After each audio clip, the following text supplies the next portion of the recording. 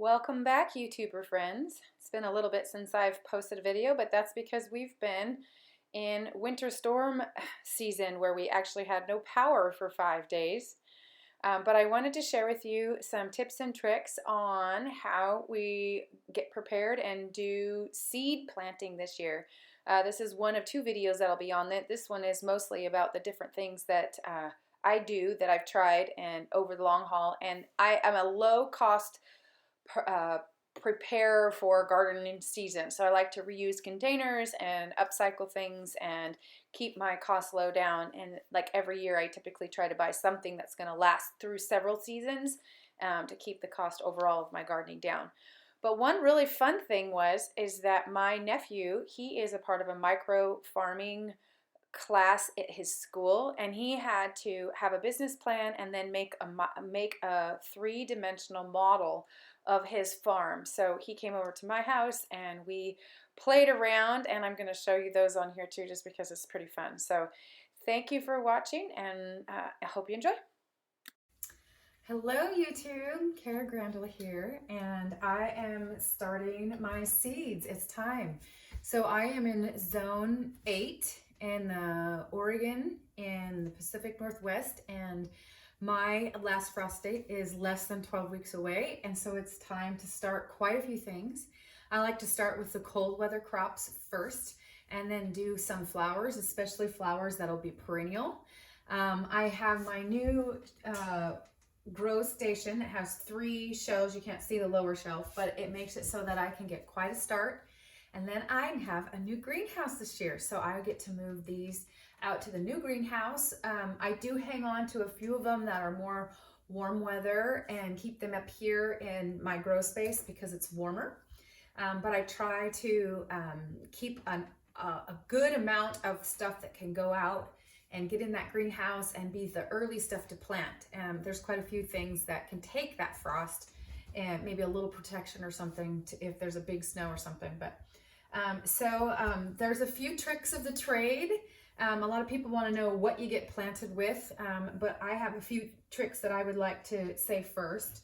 I've used popsicle sticks and stuff in the past, but I find that the plastic, even though people are anti-plastic, these are the most reusable, and I can collect them at the end of the season and sometimes use like acetone fingernail polish remover to remove the label, or leave the label names on and actually reuse them entirely. So that's pretty handy. Use a permanent marker. They will fade a little, but you will have less lost names than if you use something wood. Or one year I made my own I cut milk jugs, plastics up into, and that worked. That was a free way to do it. The other thing is lots of people know this, it's an insider secret, but when you open a pack of seeds, it's tricky to get them to reseal and without spilling everywhere every time you're moving your seeds around.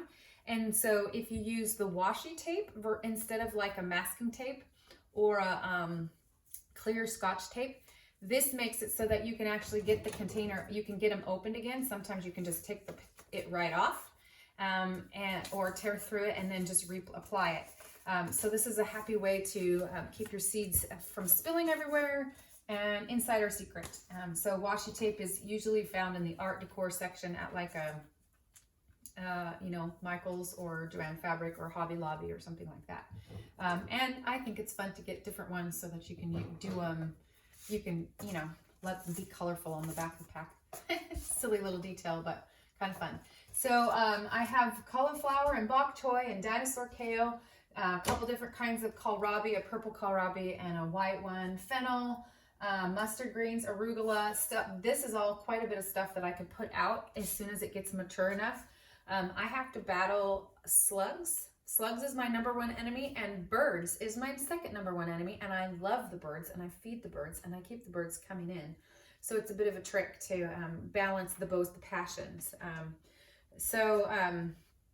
I do have some decorative cabbages that I harvested the seed from. That was a fun thing this year, is to have quite a bit more seed that I'd actually harvested from my own plants. A couple different lettuces and peas. Peas is one of the first things. So what I'll do here is I started a whole bunch And oh, here's another secret. A lot of the food containers that you get, especially with COVID, if you even eat out one time anymore, you're eating out with to-go containers. And a lot of the to-go containers are food grade. And to me, when you're growing your seeds in food grade, then you don't have to worry about the plastic leaching into your food. And they're more reusable than a lot of the pots that you buy that you're going to use to reuse. Sometimes when you go to the store and you buy plants that are already grown, they'll give you their little grow containers, and I very much reuse those. But I find that even the like these are the peas. I like these. This is like a salad mix and of salad greens that you can get from the store, and I like it because it has a twofold purpose. This is for my peas, my sweet peas to start, and I like it because it gives me a deeper base of dirt. So that buys me a little bit more time before I pot them up or have to move them out. And a lot of times it makes the roots healthier, so the transition is a little smoother, in my opinion. The other thing I like to do with these plastics is if I am concerned about the birds, I can actually flip these upside down when they're rinsed out and use them as a small greenhouse. And I can usually get 2 and maybe 3 baby plants under there and give them a little bit longer to get more mature before the birds hit them. And I don't do that. I don't have to do that for the full season. I only have to do it until enough spring growth happens to give the birds lots of choices, and so that they don't just eat everything out of my garden. I planted a lot of flowers. I'm a potager gardener, so the herbs and the flowers and the healthy vegetable crops are all going to be in the same location with an artistic beauty about it, which is pretty fun. This is my basil that I started early this winter, and it's scrawny and looking a little like I overplanted them and let them get big, but I've harvested off of it like 20 times. And I even have a bloom, which I think is funny, that it can, I didn't know how they would bloom in the house without pollinators. But apparently it gets done with the medicine that I do. And it's the same thing with these. So I'll harvest quite a bit of this and then let it go to seed. You know, it was just a few seeds. It was been nice to have. I grew salads and bok choy and parsley and cilantro and a couple different kinds of lettuces. And I used all of that in salads indoors this year, and it's been kind of a nice way to alleviate the winter blues and feeling like the sunshine's gone for too long. I've enjoyed it. I have this sad basket of peppers that I'm trying to winter over, and I'm not sure if they're gonna make it as I drip water all over the floor. Let's see, and this is overly done too. I've done sunflowers. I usually harvest them when they're little like this for a salad topping, which is really good. If you guys haven't tried sunflowers for salad topping, it's great, especially if you have the free seed that you harvested from your own flowers. But weirdly, these are actually starting to bloom up too, and I think I'm just gonna see what they turn out to be like. There's several little buds blooming on here. As miserable as this looks, if those little guys can make me a tiny little bouquet, I will do this again, because I'm all for flowers in the wintertime. I actually have 2 orchids that just opened up, and it just makes me so happy to see the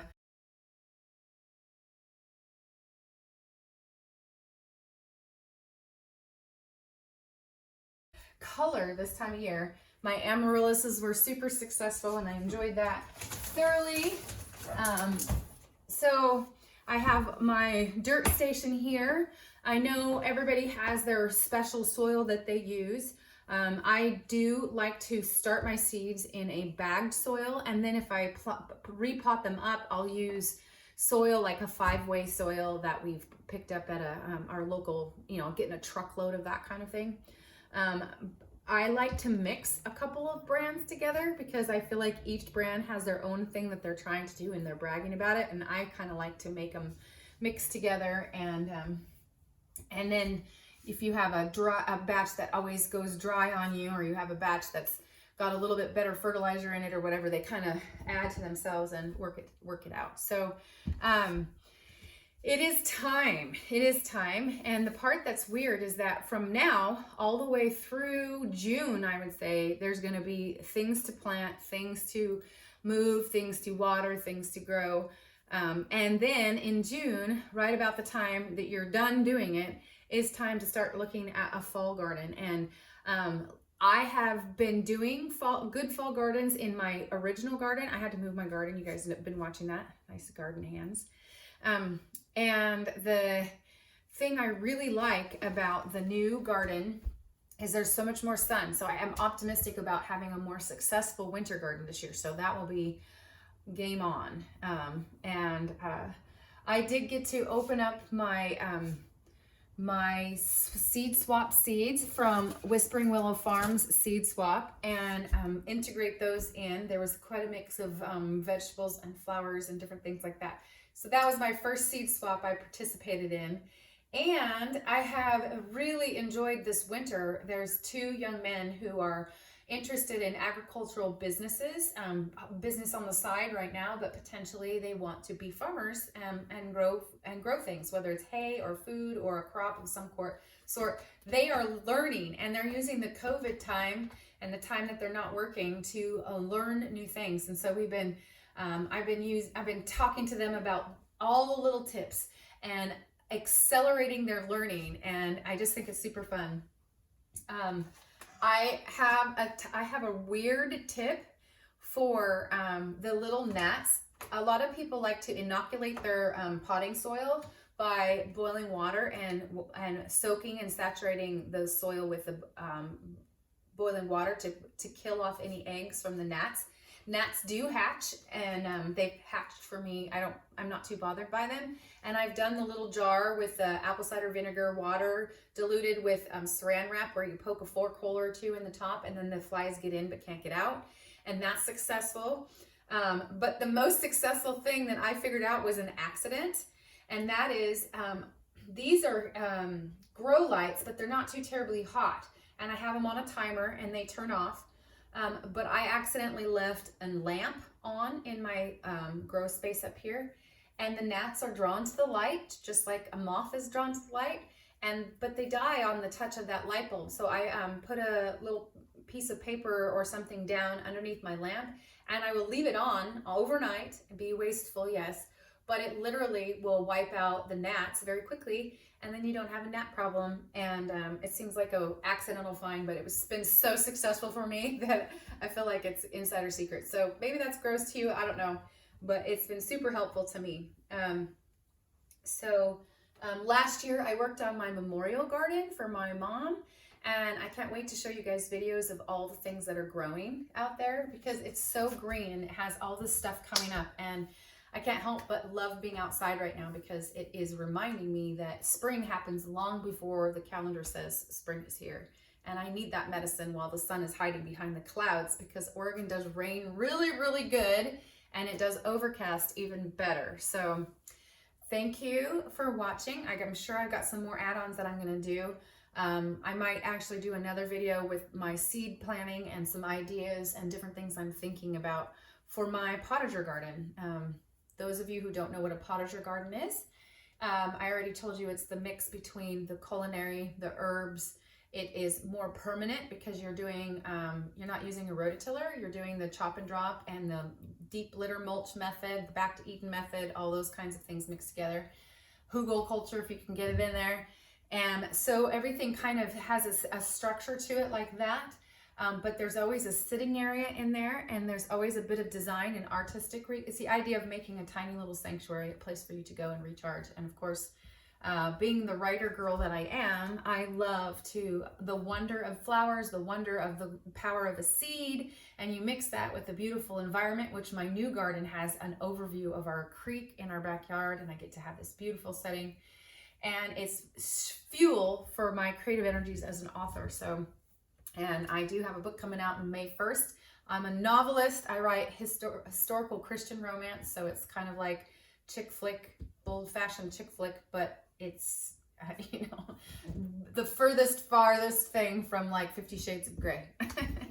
But that's coming out this year, and that will be my first. I'm super excited about that. And to me, I'm using the garden stuff as a leverage for the disciplines to finish up the book stuff. So I'm enjoying that. I'm looking forward to getting the big sunflowers and the hollyhocks and the massive pumpkin patch and corn. I get to grow corn again and try my hand at melons, which are always a bit of a chase here where I live. But appreciate you guys hanging along, and I'll see you on the next little piece.